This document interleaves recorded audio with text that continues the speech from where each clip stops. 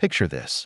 I'm standing in the ruins of a castle in Cyprus, touching stones that witnessed one of history's most audacious royal weddings. The Mediterranean sun beats down on crumbling walls that once echoed with the clash of swords and the desperate cries of a kidnapped princess. This isn't just any fairy tale. This is the story of how a king literally conquered an entire island to rescue his bride, then used it to fund the most expensive military campaign in medieval history. But here's what nobody tells you about Richard the Lionheart. The man who became a legend wasn't born to be king at all. He was the spare, the backup plan, the son who was supposed to fade into obscurity while his older brother inherited everything. Yet somehow, this forgotten prince would become the most feared warrior in Christendom, leading 100,000 men across continents in a holy war that would reshape the medieval world forever. But the real story, the one that medieval chroniclers were too terrified to write down, begins with a family so dysfunctional, so filled with betrayal and bloodshed, that it makes Game of Thrones look like a peaceful Sunday dinner. I've spent years studying the Plantagenet dynasty, and I can tell you with absolute certainty, no royal family in history has been more spectacularly dysfunctional than Richard's. His father, Henry II, controlled an empire stretching from Scotland to the Pyrenees but couldn't control his own sons. His mother, Eleanor of Aquitaine, was the most powerful woman in Europe, a former queen of France who divorced one king to marry another, bringing with her lands that made her husband the most powerful ruler in the Western world. But power, I've learned, has a way of corrupting even the strongest family bonds. Richard grew up in a household where siblings plotted against fathers, where mothers incited sons to rebellion, and where dinner conversations revolved around which family member was planning to stab which other family member in the back next. This wasn't just palace intrigue. This was a masterclass in medieval realpolitik, where the stakes were kingdoms and the price of failure was death.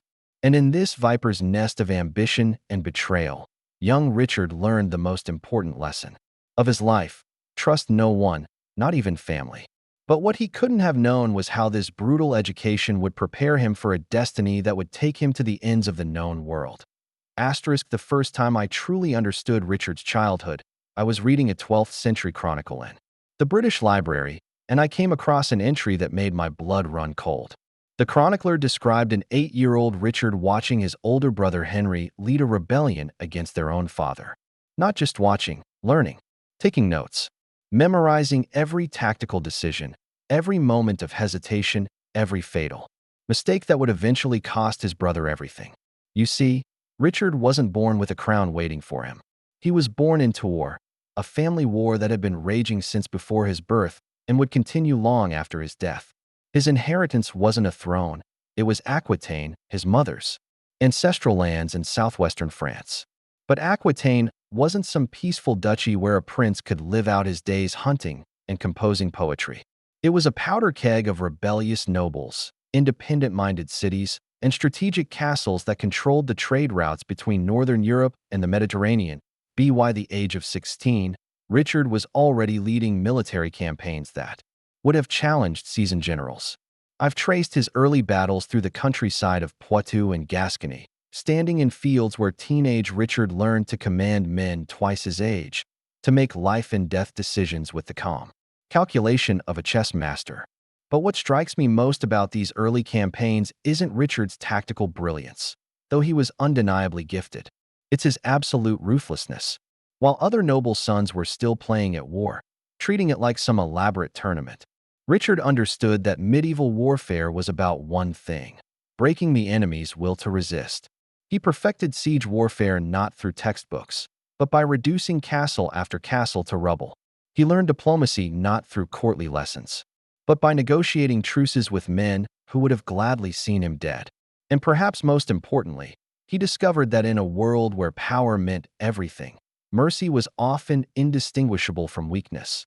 The chroniclers of his time struggled to capture the paradox that was the young Richard. Here was a prince who could compose sophisticated courtly poetry in 3 languages, yet personally supervised the construction of siege engines designed to maximize terror and destruction. A man who patronized troubadours and sponsored elaborate court festivals, yet could order the execution of prisoners with the same casual indifference most people reserve for choosing what to have for breakfast. But I think I understand now. What those medieval writers couldn't quite grasp. Richard wasn't a contradiction. He was the logical product of his environment, a man shaped by a family and a society where survival demanded the ability to be simultaneously civilized and savage, cultured and brutal, diplomatic and devastating. And as he approached his 20th birthday, events were already in motion that would test every lesson he'd learned in the crucible of family warfare. The death of his older brother Henry in 1183 changed everything, though not in the way you might expect.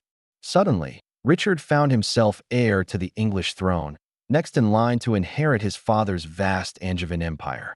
But instead of celebration, this elevation brought with it a new level of family dysfunction that defied all logic.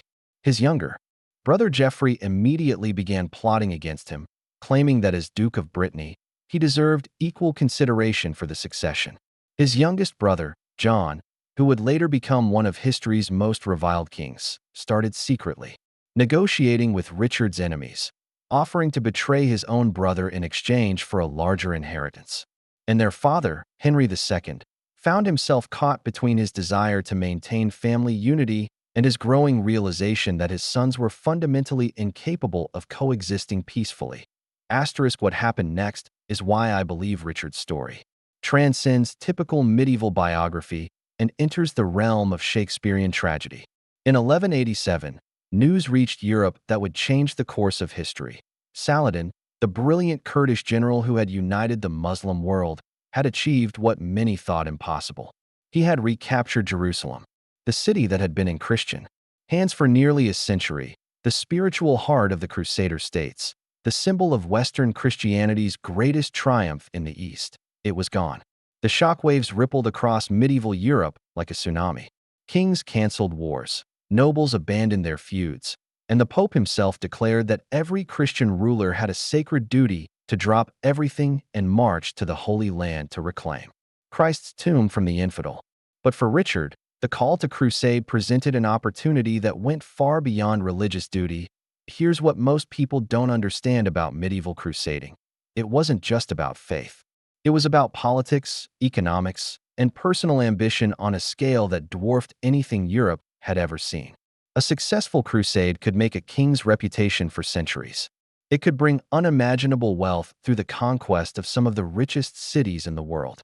And for a young prince still struggling to establish his authority over fractious nobles, it offered the chance to unite potential enemies under a common cause, while simultaneously removing them from their home territories where they might cause trouble. Richard saw all of this immediately. But there was one problem. His father wasn't ready to let him go. Henry II had spent decades building the Angevin Empire, and he wasn't about to watch his heir disappear into the deserts of the Middle East on what many considered a fool's errand. The confrontation that followed revealed the full extent of the Plantagenet family's dysfunction. Richard demanded permission to take the cross and lead England's contribution to what would become the Third Crusade. Henry refused, arguing that the empire's borders needed defending and that Richard's first duty was to his inheritance, not to some distant holy war. But Richard had learned too much about power politics to accept his father's decision quietly. He began secretly negotiating with Philip Augustus, the young king of France and technically Henry's overlord for his continental possessions. The deal they struck was pure medieval Machiavelli. Philip would support Richard's claim to immediate succession in exchange for Richard's promise to marry Philip's sister Alice and return certain disputed territories that had been contested between England and France for generations. When Henry discovered his son's betrayal, the aging king's response was swift and merciless. He formally disinherited Richard and named John as his successor, despite John being younger, less experienced, and universally regarded as unfit to rule. But Henry had underestimated how thoroughly Richard had learned the lessons of medieval statecraft. Within weeks, Richard had convinced most of Henry's major vassals to abandon their oaths of loyalty and declare for him instead. What followed was a civil war that would have been devastating under any circumstances but was made infinitely more tragic by the fact that it pitted father against son in a struggle that neither could win without destroying everything they claimed to be fighting for. Asterisk. The war between Henry II and Richard lasted only a few months, but it burned through the Angevin Empire like wildfire, leaving scars that would influence English and French politics for centuries. I've walked the battlefields where father and son faced each other across muddy fields, where knights who had served the same lord for decades found themselves forced to choose sides in a conflict that violated every principle of medieval honor and loyalty. The Siege of Le Mans, Henry's birthplace, became the symbolic heart of this tragic struggle. Richard, demonstrating the tactical brilliance that would make him legendary, systematically cut off the city's supply lines while building a ring of siege works that made escape impossible. But even as he tightened the noose around his father's forces, chroniclers noted something that seemed to disturb Richard himself. Henry refused to surrender, even when defeat became inevitable. The old king seemed determined to die rather than yield to his son, as if he understood that surviving this humiliation would be worse than death. The end came in July 1189, not with a climactic battle, but with Henry II's quiet death in Chinon Castle, surrounded by servants rather than family. The official cause was fever, but those close to the king whispered that he had simply lost the will to live after being abandoned by the son he had raised to succeed him. Richard, now King of England and ruler of the Angevin Empire, rushed to his father's deathbed but arrived too late for reconciliation. According to one chronicler, whose account I've read in the original Latin, Richard knelt beside his father's body and wept, not from grief, but from the terrible realization that he had gained a kingdom at the cost of his soul. But if Richard felt guilt over his father's death, he had no time to indulge it. The Angevin Empire was vast, wealthy, and strategically crucial, but it was also fragile, held together by personal loyalty to the king rather than any sense of national identity or institutional structure. Within days of his coronation, Richard faced the first major crisis of his reign, a massive peasant uprising in England sparked by rumors that the new king planned to increase taxes to fund his crusade. The Peasants' Revolt of 1189, largely forgotten by popular history but meticulously documented in contemporary chronicles, revealed just how precarious Richard's hold on power really was. Unlike his father, who had spent decades building relationships with England's noble families, Richard was essentially a stranger to his own kingdom. He had spent most of his life in Aquitaine, spoke French rather than English as his primary language, and was known to most of his subjects only by reputation. The rebels who marched on London weren't just protesting taxation, they were questioning the legitimacy of a king who seemed more interested in foreign adventures than domestic governance. But Richard's response to this challenge established the pattern that would define his entire reign: decisive action backed by overwhelming force, followed by magnanimous gestures designed to win over former enemies. He personally led a small force of household knights into the heart of the rebellion, not to crush it through mass violence, but to demonstrate that he was willing to risk his own life to face his subjects' grievances directly. The confrontation at Smithfield, recorded in vivid detail by the monk chronicler Ralph of Diceto, showed Richard at his most charismatic. Standing before thousands of armed peasants with only a handful of supporters, he listened to their complaints, acknowledged the legitimacy of their concerns, and then offered a deal that was both pragmatic and generous: tax relief for the poorest subjects in exchange for support for the crusade from those who could afford it. But what truly won over the crowd wasn't Richard's promises. Medieval peasants had heard plenty of royal promises before.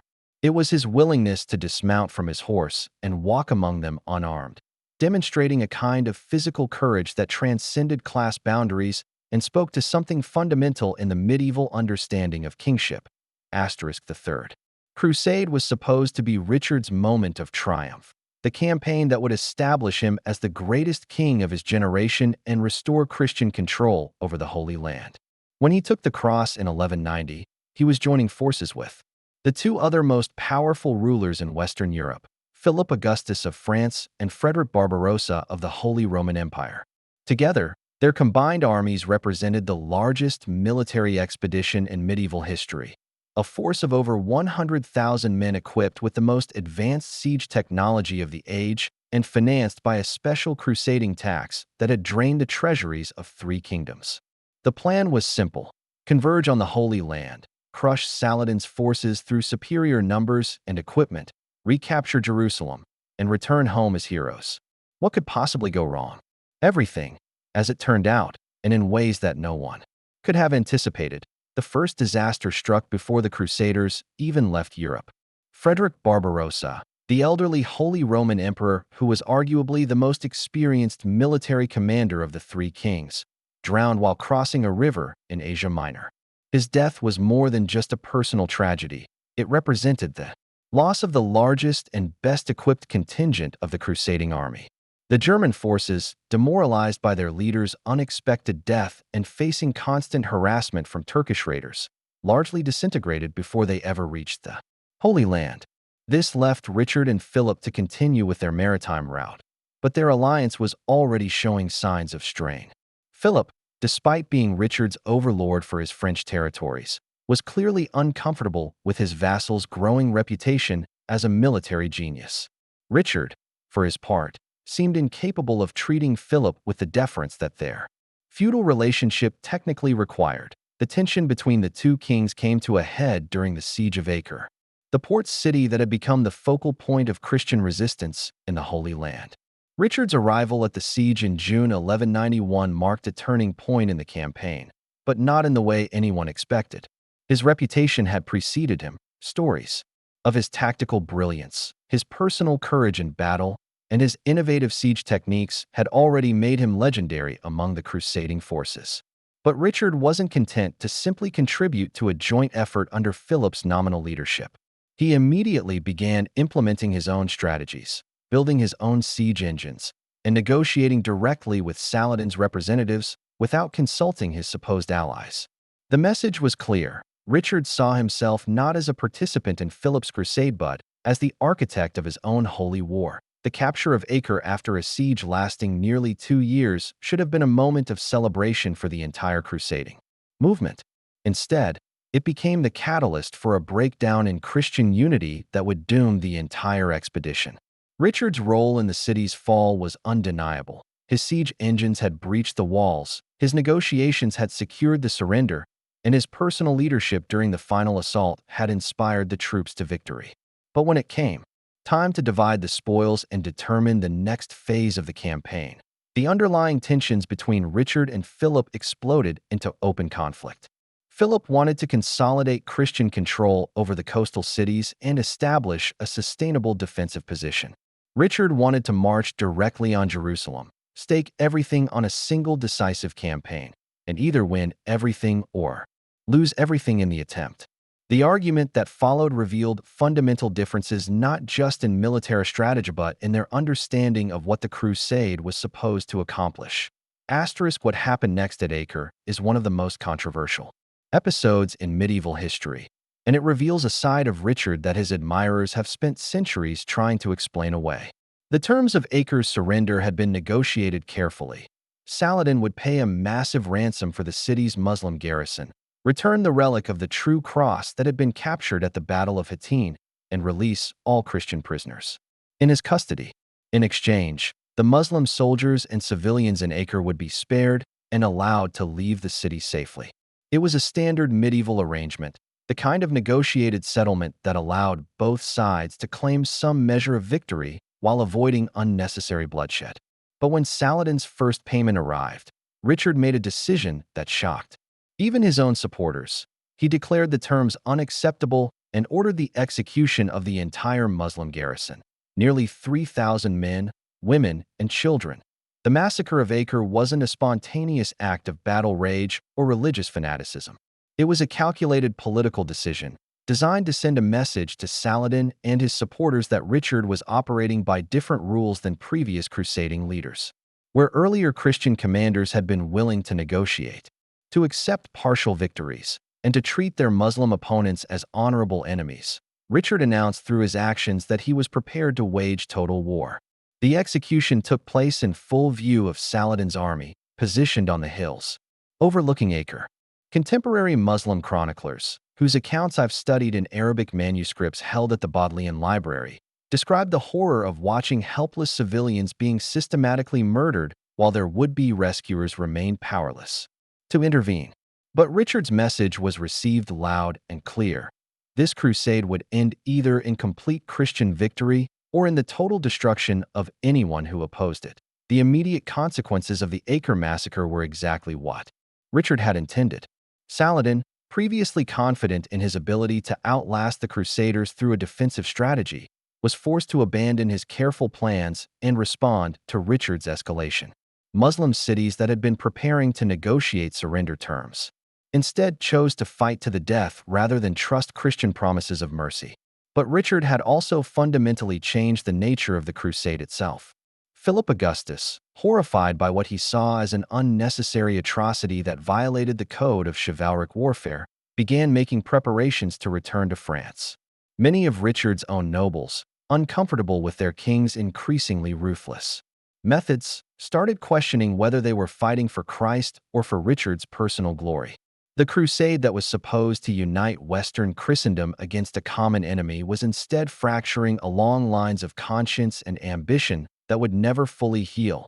But here's the part of the story that medieval chroniclers could barely bring themselves to record, the twist that reveals just how far Richard was willing to go in his pursuit of victory.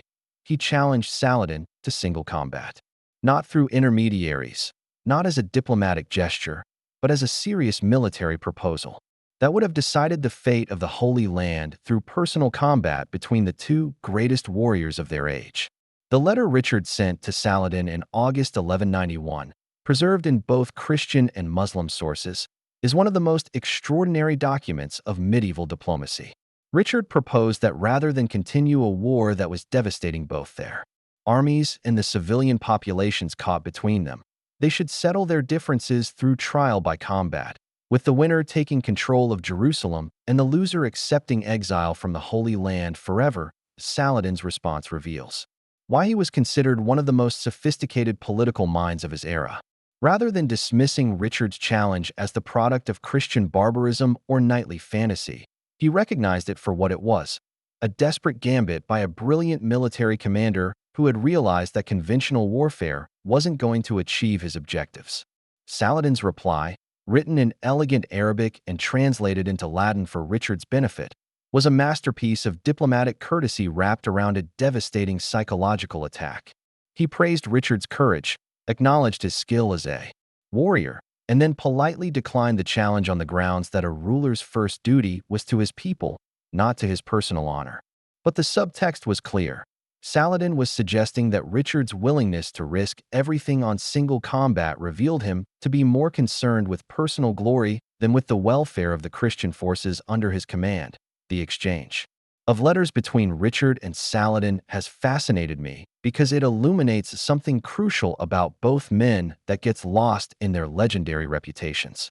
Richard, for all his tactical brilliance and personal courage, was fundamentally a romantic, a man who believed that individual heroism could overcome any obstacle and that personal virtue would ultimately triumph over political complexity. Saladin, despite his reputation as a noble adversary, was at heart a pragmatist who understood that warfare was politics by other means and that victory belonged to whoever could best manage the intersection of military, diplomatic, and economic factors. Their inability to meet in single combat wasn't just a missed opportunity for medieval spectacle.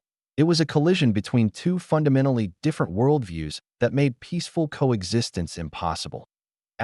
What followed Richard's failed challenge was the most remarkable military campaign of the medieval period, a march down the Palestinian coast that demonstrated everything Richard had learned about warfare, leadership, and the psychology of command. With Philip Augustus departed and his own forces reduced to perhaps 20,000 effective soldiers, Richard faced the impossible task of advancing toward Jerusalem through territory controlled by an enemy who enjoyed overwhelming numerical superiority and intimate knowledge of the terrain. Any conventional military analysis would have concluded that Richard's position was hopeless. But Richard had spent his entire life preparing for exactly this kind of impossible situation, and his response revealed why he would be remembered as one of history's great military innovators. The march from Acre to Jaffa became a textbook example of disciplined offensive operations in hostile territory. Richard organized his forces into a fighting formation that could move like a single organism while maintaining the ability to defend against attacks from any direction. The heavily armored knights formed the core of the column, protected by crossbowmen who could deliver devastating firepower against charging cavalry, with light infantry serving as scouts and skirmishers. But the true genius of Richard's system wasn't its tactical sophistication, it was its psychological impact. By maintaining perfect discipline under constant harassment and by refusing to break formation even when provoked by hit-and-run attacks, Richard was sending a message to both his own men and his enemies. This army was unstoppable because its commander's will was unbreakable. The Battle of Arsuf, fought on September 7th, 1191, was Richard's masterpiece, the engagement that established his reputation as the greatest field commander of his generation. Saladin, recognizing that he couldn't allow Richard to continue his methodical advance toward Jerusalem, had concentrated virtually his entire army for what was intended to be the decisive battle of the campaign. Contemporary accounts describe a Muslim force of perhaps 30,000 warriors, including the elite Mamluk cavalry that formed the backbone of Saladin's military power. Against this overwhelming force, Richard deployed fewer than 15,000 men, many of them exhausted by months of campaigning in the brutal Palestinian heat. By every conventional measure, the Christians should have been annihilated. Instead, Richard achieved one of the most complete tactical victories in medieval military history. The battle itself lasted less than 6 hours, but its impact resonated across the medieval world for centuries. Richard's use of disciplined defensive tactics followed by a perfectly timed cavalry charge became the template for later military theorists studying the relationship between technology, training, and battlefield leadership. But what truly made Arsuf legendary wasn't its tactical sophistication. It was Richard's personal role in the fighting. Contemporary chroniclers, both Christian and Muslim, describe Richard as seeming to be everywhere at once during the battle, rallying troops who were beginning to waver, leading cavalry charges that broke Muslim resistance, and personally engaging enemy champions in single combat that decided the fate of entire sectors of the battlefield. By the end of the day, Saladin's supposedly invincible army was in full retreat, and Richard had established himself as a military leader whose reputation would outlast his own lifetime. Victory at Arsuf should have opened the road to Jerusalem. But Richard's triumph contained the seeds of his ultimate frustration. The battle had cost him nearly a quarter of his effective fighting force, casualties he could not replace so far from home. Saladin, though defeated, had managed to preserve most of his army and was already preparing new defensive positions around Jerusalem itself. And perhaps most critically, Richard was beginning to receive disturbing reports from Europe about what was happening in his absence. His brother John, left behind as regent, was making increasingly bold moves to consolidate power in England. Philip Augustus, having returned from the crusade, was openly discussing the possibility of invading Richard's French territories while their ruler was away playing at holy war. The Angevin Empire that Richard had inherited was showing signs of strain that could only be addressed by his personal attention. The decision that Richard faced in the winter of 1191 to 1192 was the kind of impossible choice that defines legendary figures. He could continue toward Jerusalem, risk everything on a siege that might last months or years, and potentially lose his entire inheritance in Europe. Or he could abandon the goal that had brought him to the Holy Land in the first place and return home with his objectives incomplete, but his kingdom intact. Most kings would have chosen pragmatism over glory, but Richard wasn't most kings. For weeks, he agonized over the decision, consulting with his military advisors, his spiritual counselors, and his own conscience. The letters he wrote during this period, several of which survive in the archives of European monasteries, reveal a man torn between competing loyalties and struggling to reconcile his personal ambitions with his responsibilities as a ruler. The compromise Richard eventually reached was characteristically audacious. He would make one final attempt to force Saladin into a decisive engagement, but if that failed, he would negotiate the best possible terms for Christian pilgrims and return to Europe before his enemies could exploit his absence. The campaign that followed was unlike anything seen before or since in medieval warfare. Rather than attempting a direct assault on Jerusalem's formidable defenses, Richard launched a series of lightning raids designed to disrupt Saladin's supply lines and force the Muslim leader to disperse his forces in defense of multiple targets. It was medieval warfare Asa's psychological operation, a campaign designed not just to capture territory, but to demonstrate that even in the heart of the Islamic world, Christian forces could strike wherever and whenever they chose. The raid on the caravan routes between Egypt and Syria was the culmination of Richard's innovative approach to asymmetric warfare.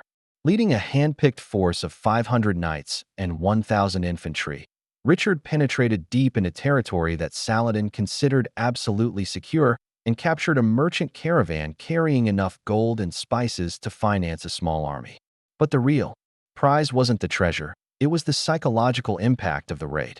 Muslim merchants, who had assumed that Saladin's presence in the region made trade routes completely safe, began demanding military escorts that Saladin couldn't provide, without weakening his defensive positions around Jerusalem. Christian morale, which had been flagging after months of inconclusive campaigning, soared as news of Richard's audacious success spread throughout the crusading army. The final negotiations between Richard and Saladin were conducted through intermediaries, but they revealed both men at their diplomatic best. Each recognized that the other had legitimate objectives that couldn't be achieved through continued warfare, and both understood that their reputations required some face-saving formula that would allow them to claim success. The Treaty of Jaffa, signed in September 1192, was a masterpiece of medieval diplomacy that gave each side enough of what they wanted to justify ending a war that neither could conclusively win. Richard retained control of the coastal cities that would allow future crusading expeditions to maintain a foothold in the Holy Land. Saladin kept Jerusalem, but guaranteed safe passage for Christian pilgrims who wanted to visit the holy sites. Both armies could withdraw with their honor intact, and both leaders could claim to have achieved their essential objectives. But for Richard personally, the treaty represented something more complex than diplomatic success. He had led the largest crusading army in history, won every major battle he fought, and established himself as the finest military commander of his generation. Yet he was returning to Europe without having achieved the goal that had brought him to the East in the first place. Jerusalem remained in Muslim hands. The Holy Land was still divided between Christian and Islamic control, and the fundamental problems that had led to the Third Crusade remained unresolved. Richard's enemies would use his failure to capture Jerusalem as evidence that his crusade had been a costly exercise in personal vanity. His supporters would argue that he had achieved everything that was realistically possible given the political and military constraints he faced. The truth, as usual, lay somewhere between these partisan interpretations. The journey home proved to be almost as dangerous as the crusade itself, and it revealed aspects of Richard's character that his military victories had obscured. Rather than taking the safe but slow sea route back to England, Richard decided to travel overland through Central Europe, despite knowing that several rulers along that route had grievances against him. His capture by Leopold of Austria, whom Richard had personally insulted during the Siege of Acre, should have been predictable, but Richard seems to have believed that his reputation as a crusader would protect him from such petty revenge. Instead, he found himself a prisoner, held for ransom in castles that were considerably less comfortable than the palaces he was accustomed to inhabiting. The 18 months he spent in captivity were among the most humiliating of his life, but they also demonstrated the loyalty he inspired in his subjects. The massive ransom demanded for his release, 150,000 marks, equivalent to several years' worth of England's total royal revenues, was raised through voluntary contributions from across the Angevin Empire. Richard's return to England in March 1194 was marked by celebrations that revealed just how much his subjects had missed their absent king, despite his long absence and the enormous cost of his crusade. The kingdom he returned to was substantially different from the one he had left.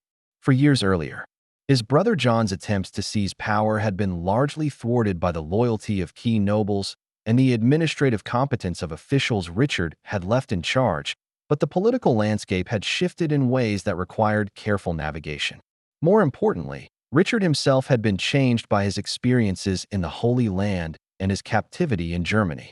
The romantic young king who had departed for crusade with dreams of glorious conquest had been replaced by a more pragmatic ruler, who understood the limits of even the most impressive military victories. The rebellion that John had fomented during Richard's absence was crushed with characteristic efficiency, but Richard's treatment of his treacherous brother revealed a new level of political sophistication. Rather than executing John for treason, which would have been both legally justified and politically popular, Richard chose public forgiveness followed by careful monitoring. John was pardoned, restored to his titles, and even given new responsibilities, but always under circumstances that made further betrayal nearly impossible. It was a masterful display of the kind of magnanimous strength that medieval subjects expected from their ideal king, but it was also a calculated political decision designed to prevent John from becoming a rallying point for future opposition. The final years of Richard's reign were devoted to the kind of administrative and diplomatic work that doesn't make for exciting chronicles, but was essential for the long-term stability of the Angevin Empire. Richard had learned during his absence that empire required constant personal attention, that the complex web of feudal obligations and personal loyalties that held his territories together could unravel quickly if neglected. He spent his remaining years traveling constantly between England, Normandy, and Aquitaine, settling disputes, confirming privileges, and demonstrating through his presence that royal authority remained strong despite the challenges of the recent past. But even during this period of relative peace, Richard was planning for the future. The fortification projects he initiated, the diplomatic alliances he negotiated, and the administrative reforms he implemented were all designed to ensure that the Angevin Empire would survive whatever challenges might emerge after his death. The end came suddenly, in a way that seems almost anticlimactic for a king whose life had been defined by grand gestures and epic confrontations. That on March 1199, Richard was besieging the castle of Caylus-Chabrol in the Limousin, suppressing what should have been a minor rebellion by a vassal who had discovered treasure on his lands and refused to share it with his overlord. It was exactly the kind of routine military operation that Richard had conducted dozens of times throughout his career, the kind of siege that should have been resolved quickly through a combination of overwhelming force and negotiated surrender. But on the evening of March 25th, while inspecting his siege works, Richard was struck by a crossbow bolt fired from the castle walls. The wound should not have been fatal. Richard had survived far worse injuries during his years of constant warfare. But the bolt was poisoned, or perhaps infection set in unusually quickly, or perhaps the great warrior king had simply used up all his luck in a lifetime of taking impossible risks. The 10 days Richard took to die were a microcosm of his entire reign, dramatic, controversial, and revealing of character traits that his admirers and enemies would debate for centuries. Despite his pain, he insisted on personally directing the final stages of the siege, as if completing this minor military operation was somehow crucial to his legacy. When the castle finally surrendered and the crossbowman who had wounded him was brought before him, Richard's response was characteristic. He pardoned the man and ordered him to be given money and set free, declaring that he bore no ill will towards someone who was simply defending his lord's castle. It was a gesture of chivalric magnanimity that medieval chroniclers seized upon as evidence of Richard's essential nobility, but it also revealed his understanding that his own death would be meaningless if it was seen as the result of petty revenge rather than the fortunes of war. The question of succession should have been straightforward. Richard had designated his brother John as his heir, but the transition revealed just how much the Angevin Empire depended on the personal authority of its ruler. Within months of Richard's death, Philip Augustus of France was openly challenging John's right to inherit Richard's continental possessions, arguing that the lands Richard had held in France should revert to the French crown rather than pass to an heir who lacked Richard's military credentials. The great empire that Henry II had built and Richard had defended was beginning to fragment, not through military defeat, but through the simple reality that medieval kingship was ultimately personal rather than institutional. John would prove incapable of holding together what his father and brother had built, but that failure makes Richard's achievements appear even more remarkable in retrospect. Standing in these ruins in Cyprus, touching these ancient stones, I'm struck by the Realization that Richard's real victory wasn't military or political, it was cultural. The kings who defeated him in specific battles, the rivals who outlived him, the administrators who built more durable institutions, their footnotes in history books, remembered primarily for their connections to Richard's story. But Richard himself became something more than a historical figure. He became an archetype, the template for how Western culture imagines medieval kingship at its most heroic and tragic. The legends that grew up around his memory, some accurate, some exaggerated, some completely fictional, reveal as much about what later generations wanted to believe about their past as they do about what Richard actually accomplished. The Richard who emerges from careful study of contemporary sources is more complex and more interesting than the simple warrior hero of popular legend. He was undoubtedly one of the finest military commanders in history, a man whose tactical innovations influenced warfare for centuries.